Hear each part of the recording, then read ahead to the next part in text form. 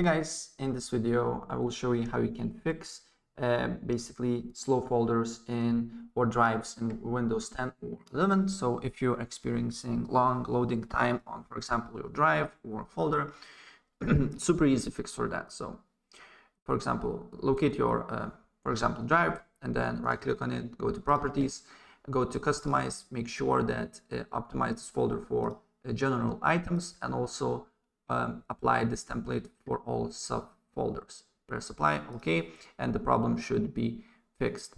Another one, basically, if you have some thumbnails, a lot of thumbnails, images, and other stuff here on your drive, basically what you can do here, you can do disk cleanup here.